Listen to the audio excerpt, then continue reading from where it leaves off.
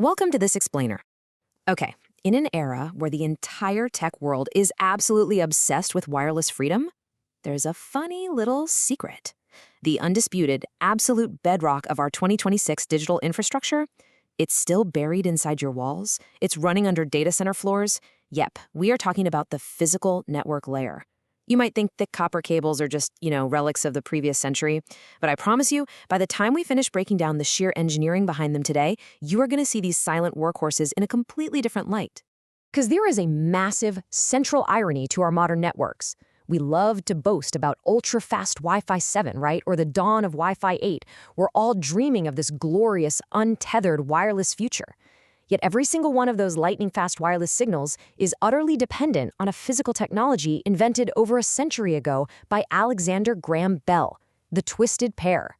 Without heavily armored physical cables feeding massive amounts of data and power right into those high-demand access points, our brilliant wireless future wouldn't survive for a single second.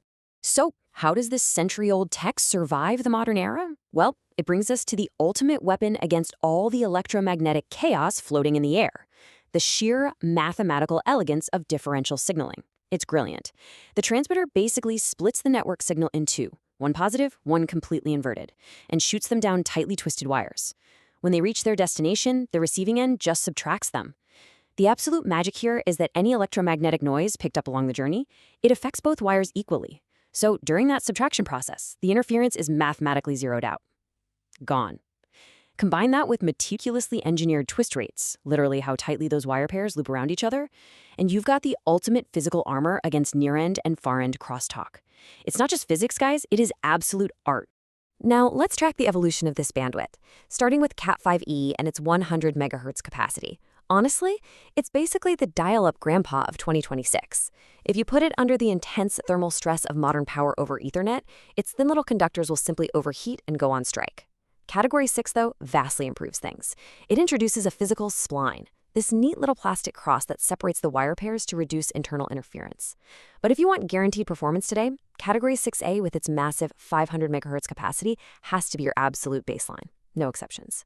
That is the bare minimum required to guarantee a full 10 gigabit connection over a complete 100-meter run.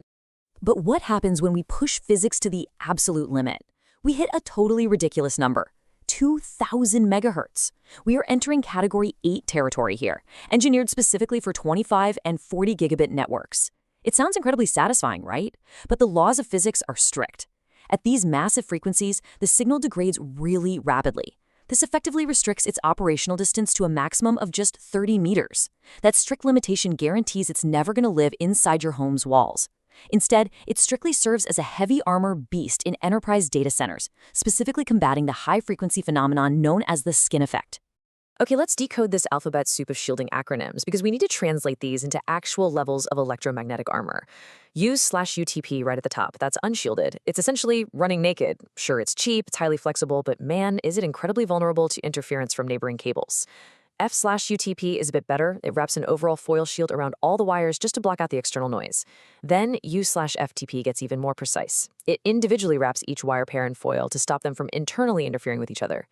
And finally, at the extreme end of the spectrum, we have S/FTP, foil on every single pair, entirely wrapped in a heavy braided copper mesh. It's stiff, it's really expensive, it's a nightmare to install, but it is completely mandatory for surviving the extreme frequencies of Cat 7 and Cat 8.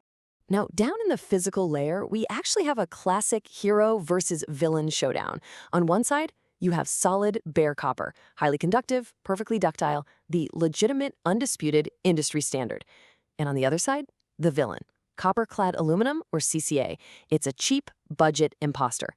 Manufacturers literally coat a core of aluminum wire with just enough copper on the outside to trick basic continuity tests into thinking it's a real network cable. I mean, it looks like the real deal on the surface, but underneath, it is a fundamental liability just waiting to crash your network.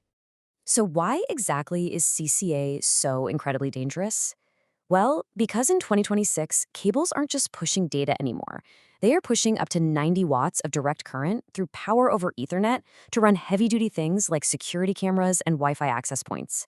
And DC power doesn't just travel politely on the outside of the wire, it penetrates the entire conductor, slamming right into that highly resistant aluminum core. Pushing 90 watts through CCA is literally like trying to drink boiling water through a cheap plastic straw.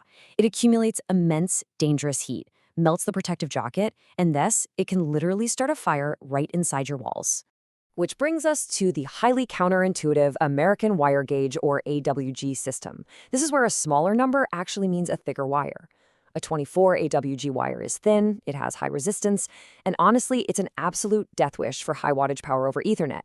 23 AWG, though, that's the golden standard. It's thicker, offers lower resistance, and is absolutely perfect for dissipating heat when you have a massive bundle of cables powering all your devices. And stepping all the way up to 22 AWG gives you an incredibly thick wire, designed specifically to minimize signal loss at those extreme 2 GHz frequencies we mentioned for Cat8 installations. It's fascinating because engineering philosophies for these cables vary wildly across the globe. Take the Americas, for example. They are heavily focused on ruggedization and fire safety, obsessing over strict NEC compliance and highly flame-retardant plenum ratings for commercial spaces. Europe, on the other hand, leans heavily into precision and defense. They mandate low-smoke, zero-halogen jackets and heavily favor those thick SFTP cables for absolute electromagnetic compatibility. Meanwhile, over in Asia, which functions as the ultimate hub of high-density manufacturing and data centers, they prioritize extreme efficiency. They utilize ultra-thin 28 AWG cables specifically designed to maximize critical server airflow in heavily congested racks. So, with all this deep engineering theory, how do you actually choose what to deploy? Well, here is your 2026 survival cheat sheet. For very basic residential use, sure, Cat6 is fine. But for a Wi-Fi 7 smart home or a professional enterprise office, Cat6a at 23 AWG is your non-negotiable baseline, period. If you're dealing with harsh industrial or factory environments that are just bombarded by heavy machinery noise, you need to step immediately up to the heavy armor of SFTP shielding. And please leave Cat8 strictly for the short hop, extreme bandwidth demands of hyperscale data centers. But here's the real kicker. Even if you buy the absolute top-tier cable, you can destroy its performance instantly with sloppy installation. I see so many installers choke their cables with ultra-tight plastic zip ties just to make the server rack look visually neat. Guys, this is a disaster. It permanently deforms the jacket, it absolutely crushes that meticulously calculated twist rate we talked about earlier, and it instantly downgrades your expensive Cat6a right back to Cat5e performance. Do yourselves a favor. Use soft hook and loop straps, maintain smooth bend radii, and please stop torturing your infrastructure. Which brings us to a definitive architectural mic drop for this explainer. Deploying anything less than Cat6a in a new construction scenario today is outright architectural negligence. When you are facing relentless bandwidth demands and the extreme direct current loads of modern hardware, investing in verified 23 AWG bare copper Cat6a is the only mathematically sound way to future-proof your network for the next decade. So, as we sprint headfirst into an entirely wireless future, the real question is, are the physical cables hiding in your walls truly ready to carry the weight of it? Plan accordingly, and I'll catch you next time.